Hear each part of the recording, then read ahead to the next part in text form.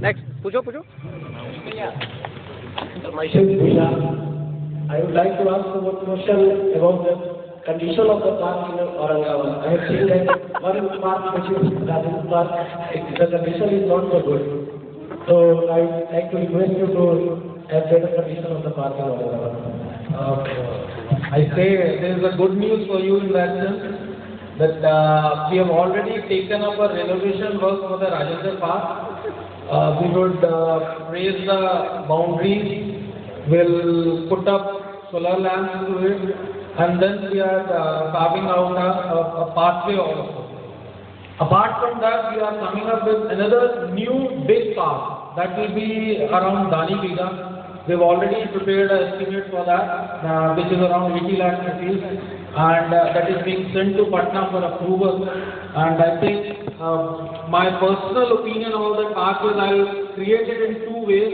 First part along the old GT road, which is nearer to the old GT road, will be dedicated to the older people plus children. And on the back side of it, towards the circuit house side, will create a whole 400-meter track, and that will be will put on fountains also there. So I'll try to make it a good one, Both of these parks are already.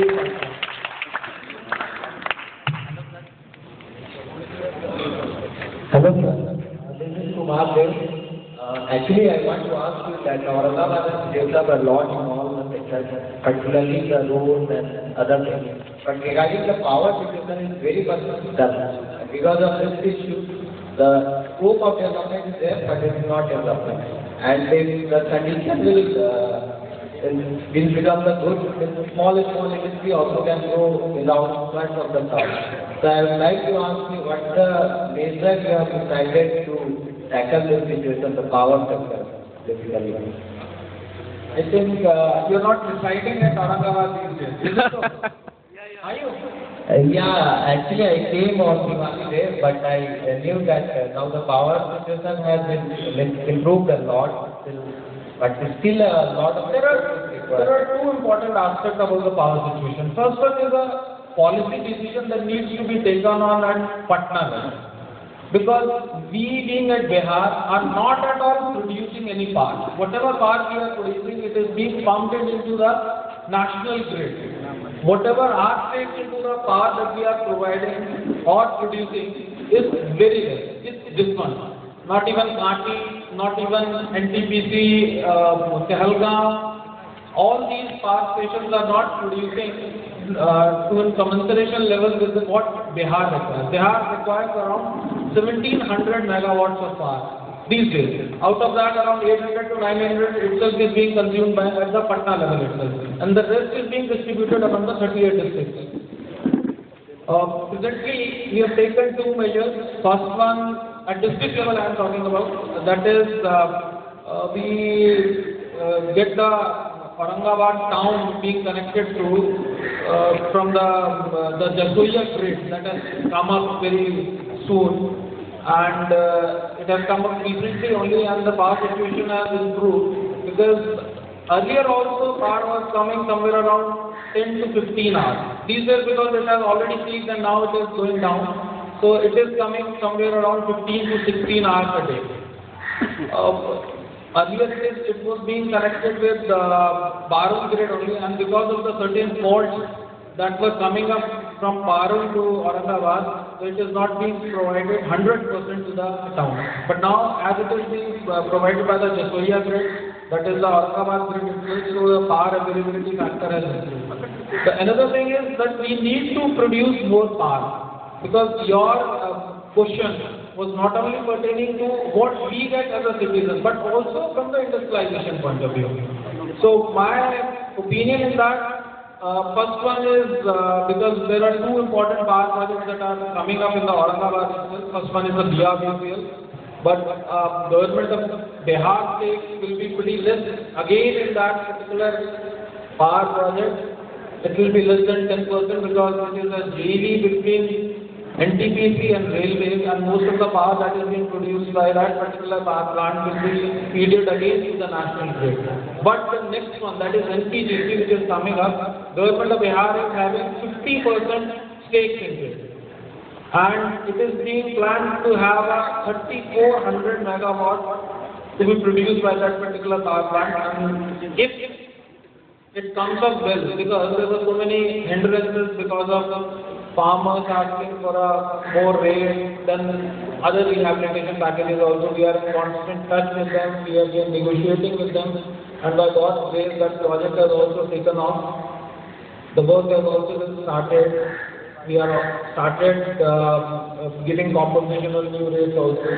If it is being implemented as per the time schedule, we would be producing power from Aurangabad itself that will be feeding whole of Bihar. That is the potential that NPPC project is having. A full 1700 megawatt, what today Bihar needs, can be catered to Bihar. So this is the situation, because there are few things which are beyond our control, but there are few things which are in our control, and we are taking steps on them. Next class. Good morning, sir. I am Akshay. So what is the action you are providing to an entrepreneur which wants to establish an industry in Aurangabad? There are 2-3 things. First is government can provide the land in the Biada area, the Sequoia area. You can have a lease from government of Bihar. The second one is for the small enterprises, that is mini and micro enterprises. There are projects up to 25 lakhs where government provides a subsidy. Not only subsidy but also the financing part is being given. That is through PM Employment Guarantee. So if you are doing industrial project, you can fill up that form and you will be interviewed at a district level committee, and if your project is being selected, you can have a loan of 25 lakhs. And then you can start on after that. What about the improvement in the licensing process? Is there any cumbersome process to get the license, or we can get the license?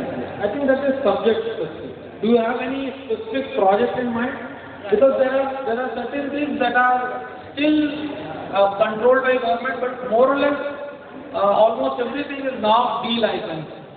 Sir, I have a detailed project in my mind. I think I am going to implement it in 1 or 2 years.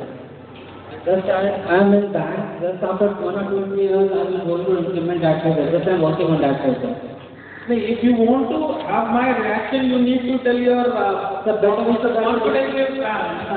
Better to discuss the project. It will take a long time to discuss on that. You are most welcome. You can anytime come to my office. We can provide some time over it. Okay, sir. Thanks a lot, sir. Thanks, sir. Hello, I am Rakshay. And I passed here from 2003, and from that time I left Aurangabad. That's why I'm focusing on Aurangabad, because I'm having no knowledge about Aurangabad right now. But basically, so you can ask questions from national perspective, international perspective. Open-ended to this. But what I want to ask is that today unemployment is the basic factor of our country. That's why after passing 12 years, people are getting attracted towards the private sector.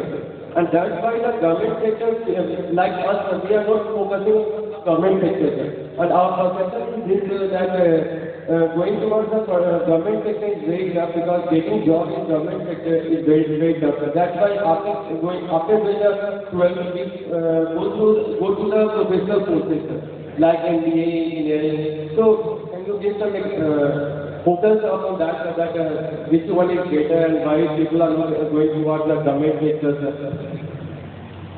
It's a big question. Big question in the sense that it's very personal in nature. There are certain things that you get in government service, and there are certain other things.